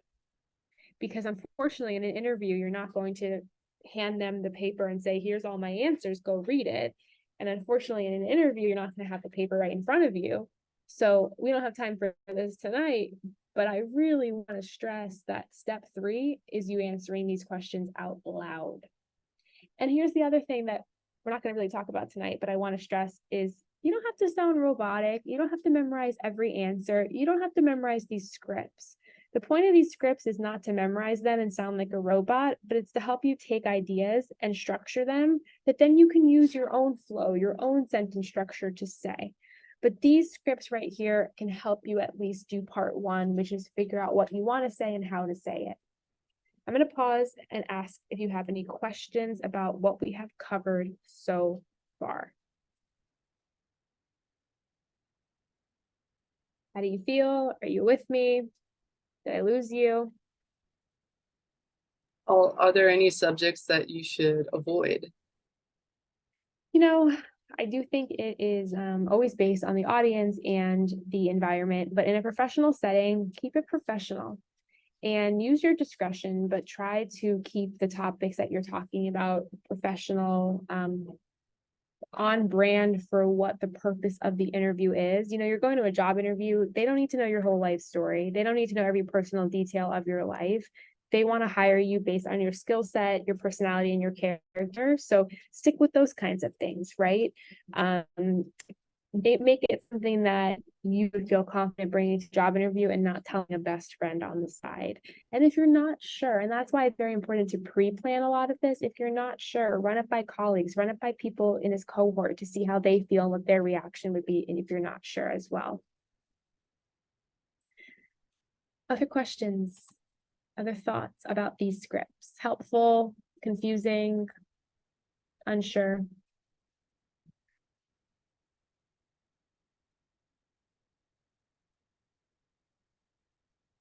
Exciting, boring, thrilling, stressful? Wesley. Hey, Jen. Oh, Yeah, go ahead and frame it. I'm still trying to frame my question. oh yeah, no, Jen, I was saying like, thank you because like you allowed me to see things from a different perspective. Really made it simple to understand and comprehend, and not only that, but made it easier to communicate and be okay with the type of things to communicate as far as like type of things to say. So thank you. Yeah, definitely. You know, I know it's hard, and I know it's hard to figure out, okay, what to say, what not to say. That's why I want you to pre-plan a lot of this, right? Having these written down, looking at them, understanding beforehand how you're going to answer these questions, it makes you feel more confident as well, and it allows you to tell your story. Wesley, I'm coming back to you. All right. The first part of the script, when tell me I guess who I am, and when I see that people, like I said, people who know me would tell me, like, is this based again? And this is based on what I feel people would say about me, or is this something where, hey, maybe it is just, getting research from other people and then being able to list it out, and you know what I mean? Just, not just, hey, like people would say I'm dedicated, whatever, and then maybe someone would say, yeah, but there's also this, so it's trying to find that line between, okay, how truthful should I be if it's, or how much it's just being as truthful as possible within that framework. Yeah, no, that's a great question. And I think it's, thinking about one of the exercises that maybe you saw that I gave you before the class, if you got the worksheets, and this is a great exercise to help you with all of these questions, is to find 3 people in your life that you could ask some of these questions to. However, make those 3 people very different. So person number 1 should be somebody that you've known in a professional environment. So a previous colleague, coworker, somebody that you've known through work. Person number 2 should be somebody who's close to you, whether a friend or family. They've known you for years, they've known different sides of you. And person number 3 should be more of an acquaintance, people in this cohort who have known you for maybe a couple of months. They know you through this setting. So again, you're finding 3 people in your life, a professional person that you've worked with, you're going to find somebody that you're a friend or family, and somebody in this cohort. And I want you to ask them some of these questions. The first question I always ask is, hey, who am I? Don't give them any context. Sometimes I'll text random people in my life, who am I, and see what they respond. Because it's such a shocking question, right? And they might respond all these different adjectives and words. So I ask that question.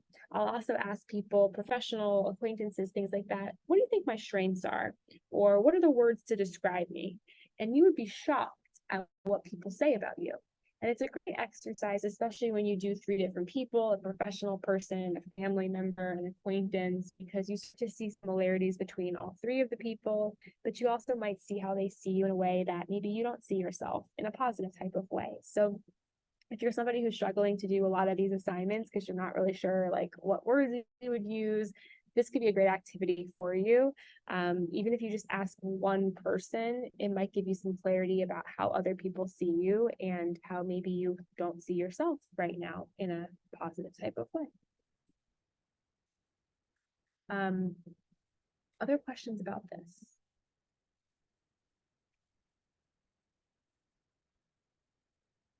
Oh, yeah. Pick one. All right, so like, 'cause it seemed like you can diversify all of these right here, these scripts you just naming or whatever. Like, it just came to my mind as we was going through it. Like you can use it for professionalism, friendship, and all of that. Like, it can relate in everything dealing with your life, and that's what make a brand a brand. You're spot on. You're spot on. Your personal brand is your whole entire story, but what you choose to narrow it down to and share in different settings, right? You know, I think personal branding is overwhelming for people because they're like, how much do I have to share? Do I have to tell everything about my life? Do I have to immediately talk about my incarceration? Do I have to immediately bring up all of these things? But no, your personal brand is everything that you then bring in and you decide how you want to share it and in what way. So a lot of these scripts can help you with job interview questions. They can help you at networking events. How you answer these questions can be a mixture of personal, professional, things like that as well. So it's a mixture. On a job interview, you do want to have a level of professionalism, right? They're not interviewing you to be your best friend. They're interviewing you to be an employee. So you do want to be professional with your answers. If you have an accomplishment that is like not professional or a little inappropriate, you might not want to bring that to a job interview. So you do want to use discretion there as well. But that's a great question. The last script that I want to give you tonight is about your elevator pitch. And the elevator pitch goes back to that question of tell me about yourself, right? When someone says, tell me about yourself and who are you, they're asking you for an elevator pitch. And oftentimes we don't really know what to say or how to say it. And I mentioned before, the human attention span is only 8 seconds. Your elevator pitch can be longer than 8 seconds, but it shouldn't be a minute. If someone's talking to you for a minute about who they are, you're not paying attention. Let me ask you a question. Do any of you have friends that like to tell stories? Any of you have friends that tell stories and at some point you're just thinking, what is the point of this story and when is it going to end? We all know those. Yeah, we all know those people. That's okay. We respect those friends, okay? But what we don't remember is that when you're a storyteller, it's not about you, it's about who's listening to the story. This is like the number one mistake with storytelling, with speeches, with answering questions. It's not just about you and what you're saying, it's about the person listening and why would they care.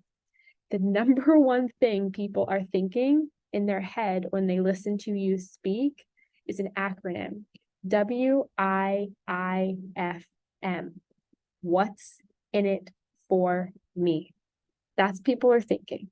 So when you're telling a story, people are thinking to themselves, why do I care? Why does this matter to me? When you're answering these questions, like the elevator pitch, like I mentioned before, people are thinking, what am I going to ask this person next? So when you're crafting these answers, I want you to remember your audience. Remember who these elevator pitches are for. So let me give you the script for the elevator pitch. And in an elevator pitch, you might include things like job titles. You might include some of your strengths, things you're working on, accomplishments, goals, what makes you unique. A lot of the things that we just spent a long time talking about can now come through in your elevator pitch and how you describe yourself. So, you know, I have a script for this, and here's the script. And basically, this script is probably going to be less than 30 seconds of you sharing who you are. So you would say what your name is,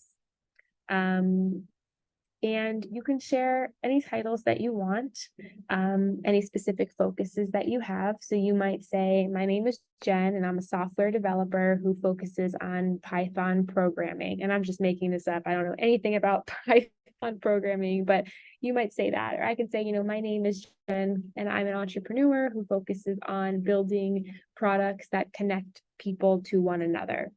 My name is Jen, and I'm studying to be a software developer who will focus on building apps for financial technology companies.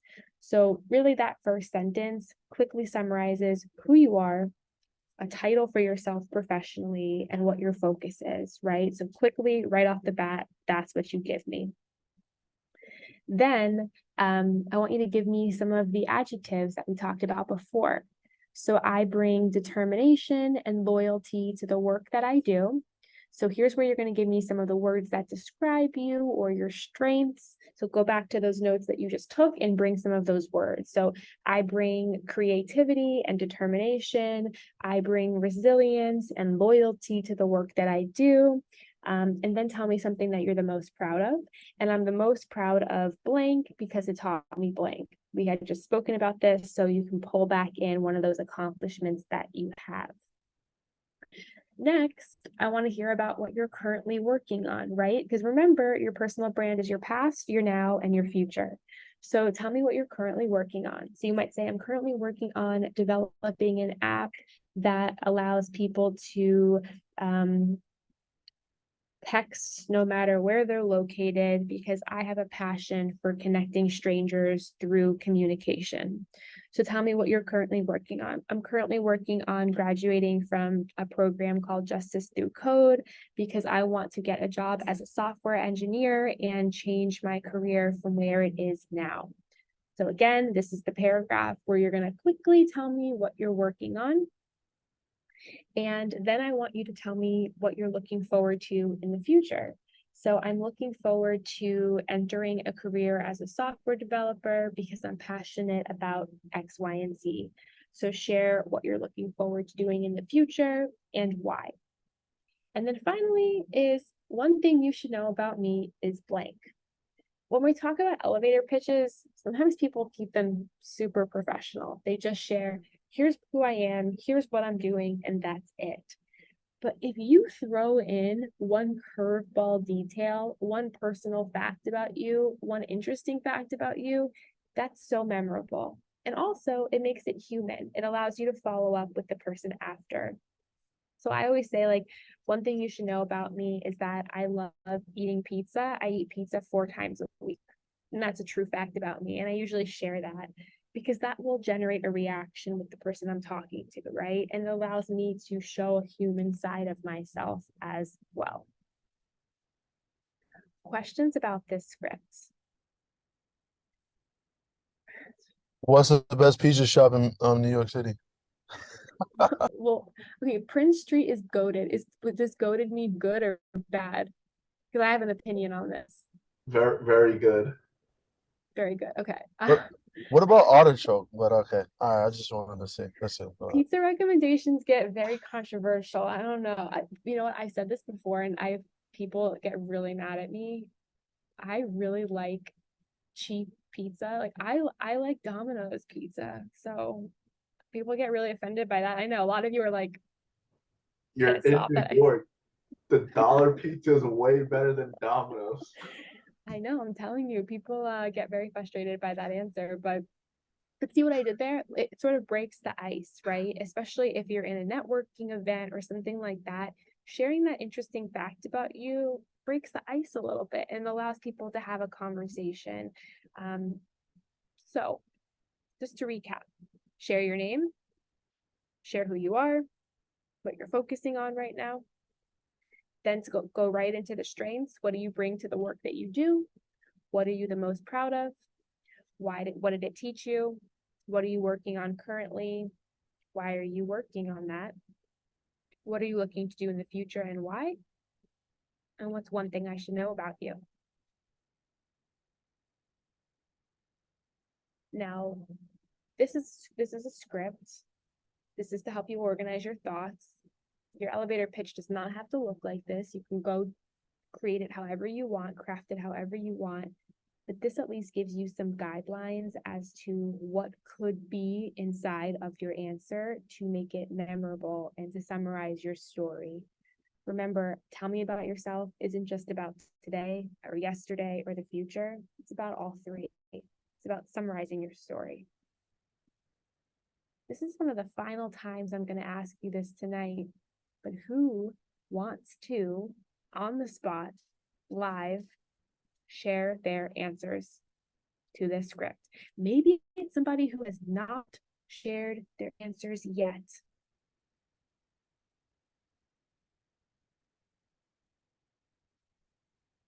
Or maybe it is.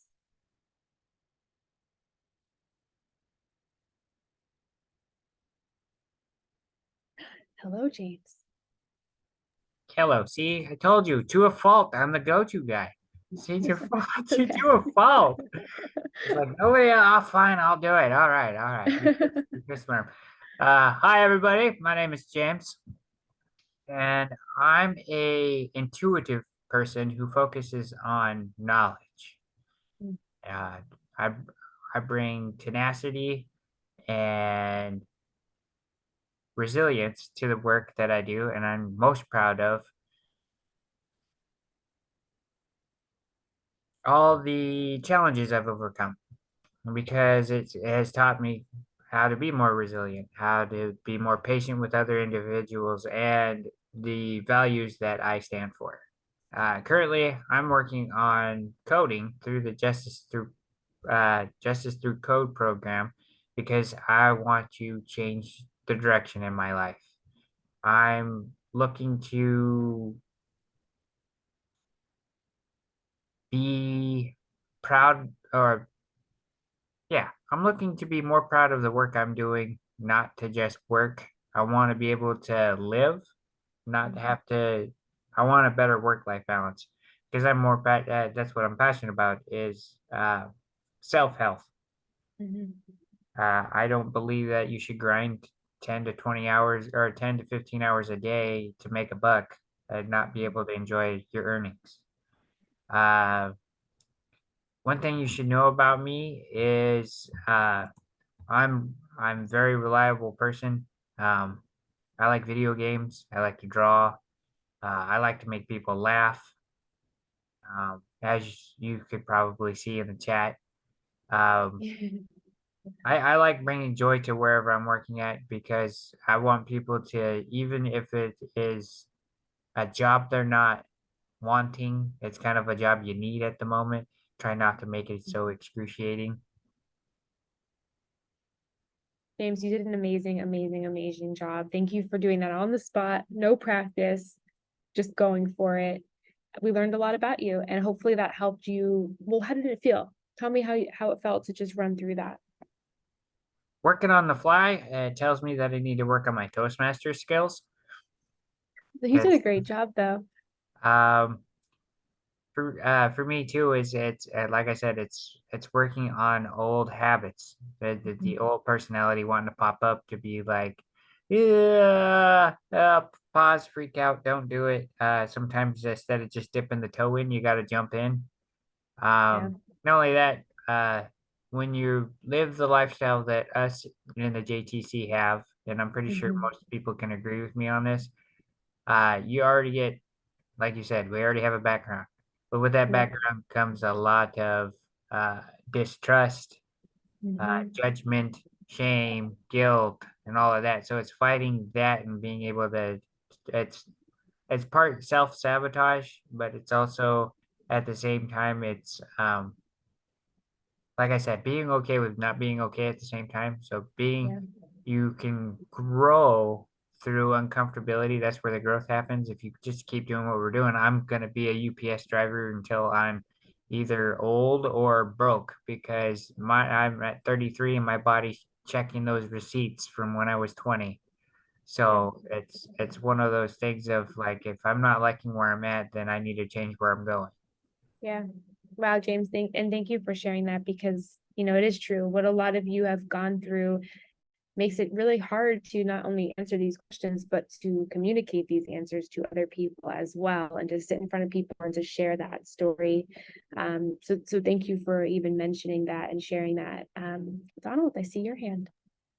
I'm going to try to give it a go. I'm not quite sure on the context of some of the wording, but my name is Donald, and I'm an entrepreneur who is focused on nootropic supplements. I bring resilience and determination to the work that I do, and I'm most proud of giving back to the community because it has taught me how to get out of self. I currently am working on uh, launching 3 products because I want to grow my financial freedom. I'm looking to build my investment portfolio because I am passionate about legacy planning. One thing you should know about me is I like to invest in precious metals. Cool. Awesome job, Donald. You really rocked that. You went through that really fast, really well. How did it feel just speaking through that? A little nervous. Yeah. I was a little nervous, but I'm pretty good at like thinking on the fly. And at first, like I really didn't know the context, but as I started to flow, it got better. Yeah. You know, yeah, I'm really focused and determined on changing my life, and because I've I haven't had the best childhood, you know, and I'm really striving to give that to my kid, you know. Amazing. Yeah, and thank you for sharing that as well. And like you said, you know, you weren't sure where it was going to go or how it was going to sound, but you started it, and starting it was probably the hardest part. And then when you get through it, you're like, okay, I'm in the flow. I know what to say. I feel it. Let me ask you all a question. How many of you like the sound of your own voice?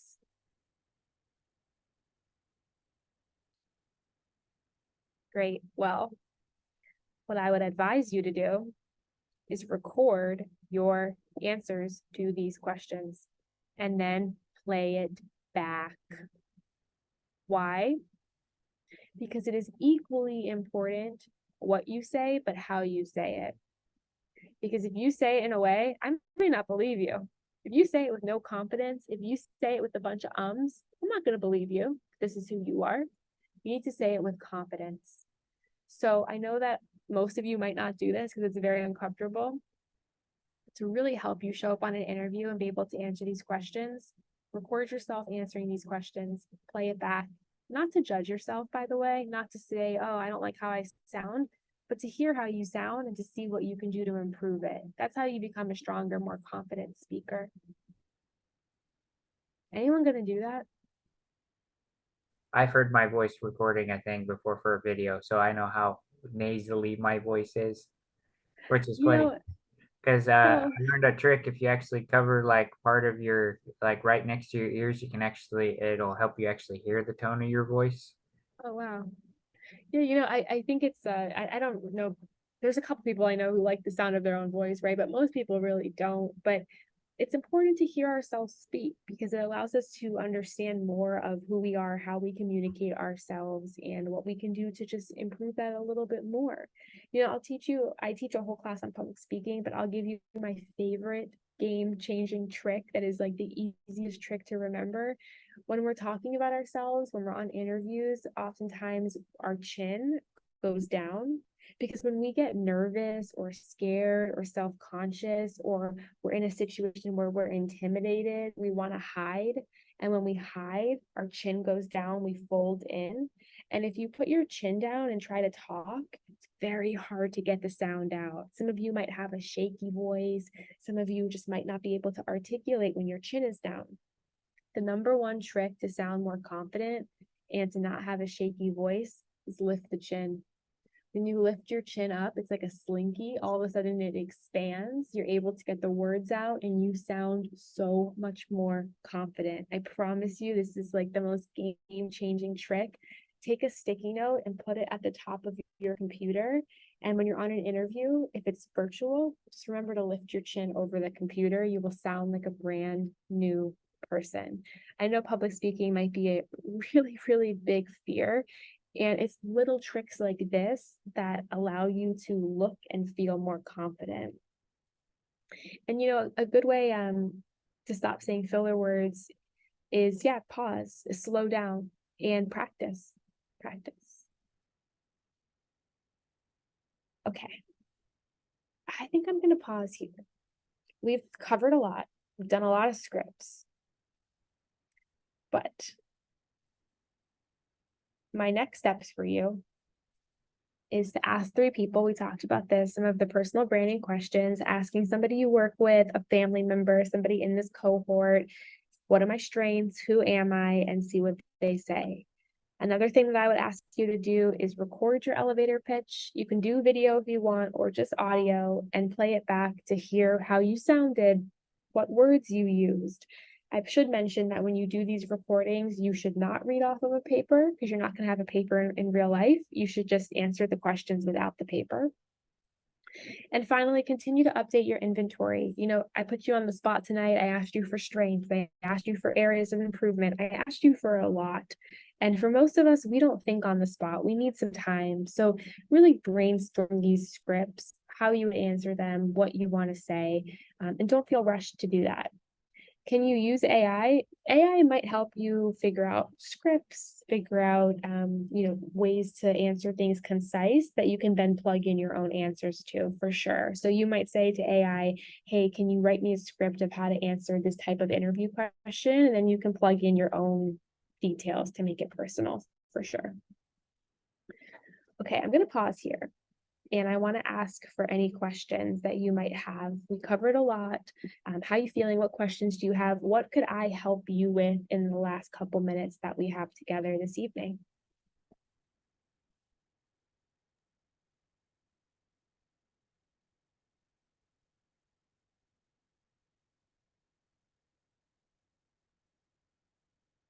Donald. I was gonna ask, I was thinking about the elevator pitch. Do you think it's something, I know LinkedIn, there's a way to make your LinkedIn profile pic like a recording. You know, you could either use AI to do it or you can do it yourself. And I was wondering, should I put my elevator pitch in my LinkedIn profile? Yeah, I mean, I don't know if that's really cool, by the way. That's really, really awesome feature. I think a great place for the elevator pitch would be in the bio on LinkedIn. You're allowed to do like a summary. I think it could be great to put that there. Yeah. That way people, when they're scrolling through, they have more of a chance to read it there. But absolutely. Thank you for that question. Any other questions?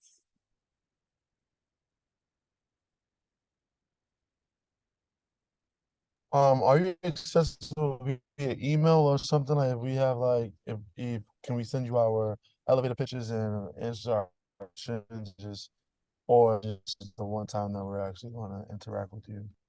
Yeah, absolutely. I'm going to type my email into the chat and you could send me questions. You can send me things to review. I'm happy to give you feedback.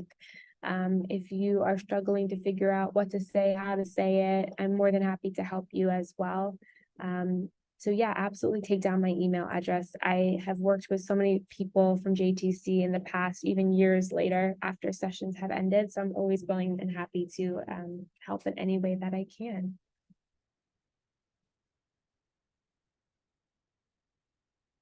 Other questions? What else are you thinking, feeling?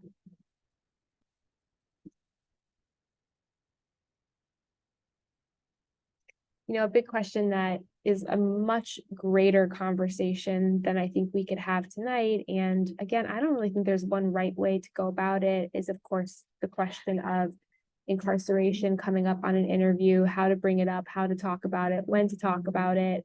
When I worked with people in the past, we found that it's never a one size fits all thing. It's never follow this one way of doing it. It's more of a comfort kind of thing. And I always say that it really is up to you how much of your story you want to share and how you want to share that story.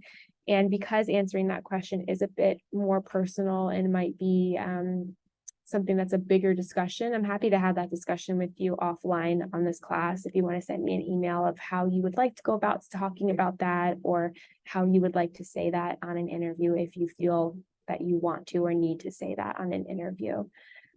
Some people are very open and they want to bring it up immediately. Some people don't want to bring it up until they are asked. I just want you to know that it's your story and you own that story. And it's really up to you how you share that story as well. And I think that's important. And hopefully it's important to hear that as well, because I know that is something that's probably on your mind for future interviews as well. I don't know how helpful that is, but I do think it is a bigger conversation, a bigger discussion. And I've just seen people go about it in different ways. Yeah, James. I've also learned that the one thing I heard prior to getting out from other people that have been out, even though they went back in, was just because you get 1,000 no's doesn't mean you won't get one yes. So I stopped worrying about whether or not a company does a background check or not, because if anything, it's practice. Yeah, absolutely. And I do see in recent years companies are they're like they are looking to hire people who are formerly incarcerated, and the way they go about the hiring process has changed a little bit as well. So I do think things are improving on that end as well. But yeah, I've just seen people go about it in many different ways, and I don't think there is like a one way to go about it. Any final questions?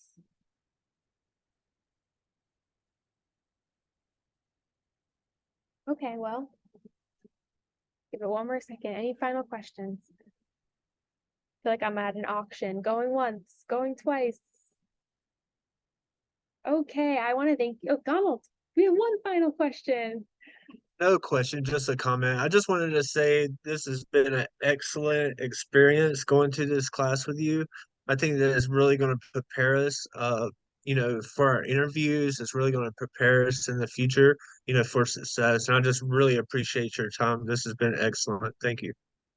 Thank you. Thank you so much for spending this evening with me and for being open to learning about personal branding. I know that it can be overwhelming. I know that it can be so many things and often really hard to even think about answers to these questions. So thank you for participating. Thank you for taking notes, and thank you for just being open to thinking about personal branding and you. I wish you all so much good luck in the future. And again, friend me on LinkedIn, definitely send me an email. I'm always willing and able to help you. And thank you so much for having me. This was such a fun group of people to work with tonight. Thanks so much, Thank you so Jen. much. Thanks, everyone. Have a great evening.